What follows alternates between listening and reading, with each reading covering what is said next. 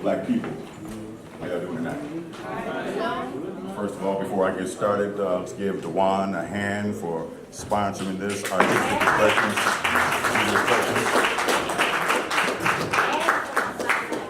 One of the best feelings in the world is being around my own people. I know that's right. I love y'all. Before I get started, the sister back there, she was talking about economic development. One of the examples that we can draw from is what we did when we put our dollars together for Black Panther. You see how much money, when we put our money in the right places, what we can do and the power that it generates, when we can come together with like-mindedness with our monies. And you see how much money that movie made in one weekend? What was the numbers on the 1 week? 250 million. 250 million. You understand what I'm saying? So just let that resonate for a minute. We are $1 trillion consumers annually. Take 1% of that and put it in our community, and guess what we can do? Building businesses is only the beginning. You're talking about another Black Wall Street if we put our minds together. With that being said, doing it for the culture. Many of the giants that I've studied come before me. I'm going to name some of those, and I'm going to get right into what I want to say to you tonight. Dr. John Henrik Clarke. Yes, sir. Dr. Joseph Ben Jochannan. Yes, sir. Dr. Francis Cress Welsing. Yes, sir. Dr. Amos Wilson. Yes, sir. Dr. Asa Hilliard. Yes. Dr. Sheikh Anta Diop. Dr. Chancellor Williams. Yes. Dr. George G.M. James. Ida B. Wells. Fannie Lou Hamer. Dr. King. Malcolm X, Patrice Lumumba, and Stephen Biko, just to name a few. These are the giants who came before us and laid the foundation and left the blueprint for us to draw from today, right now. But as it was yesterday, so it is today.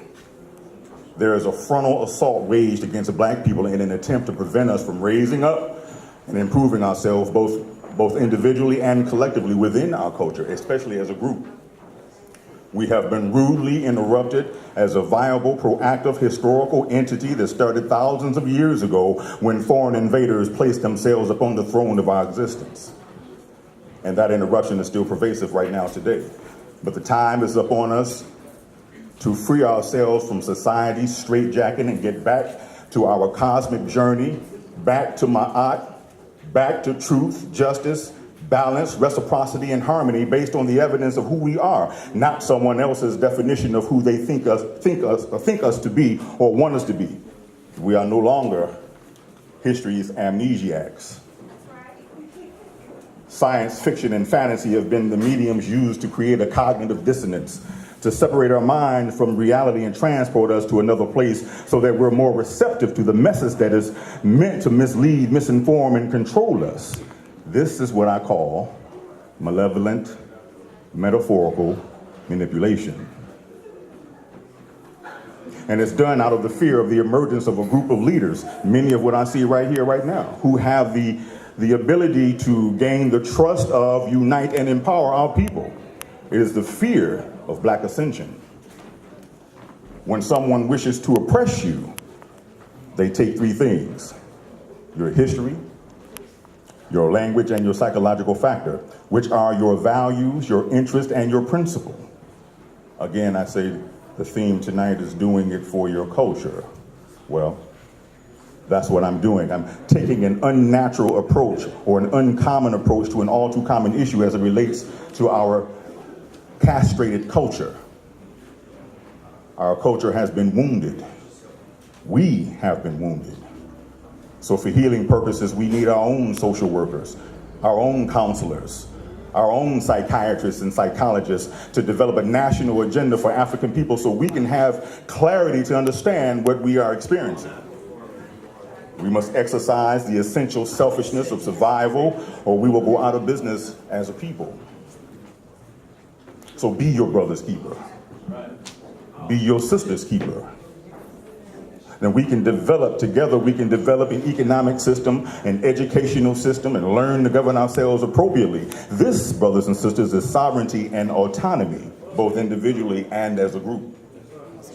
Let us, because our culture depends on it, enter into, build, and maintain healthy relationships with one another, and put a proper legal system in place, because when tyranny is law, revolution is order. And when we move as an organized unit, we will resurrect from our intellectual cemetery and regain and reclaim our culture and our historical destiny. Right now, today, let's proceed beyond this moment and not thinking about Black History Month 1 month out of the year.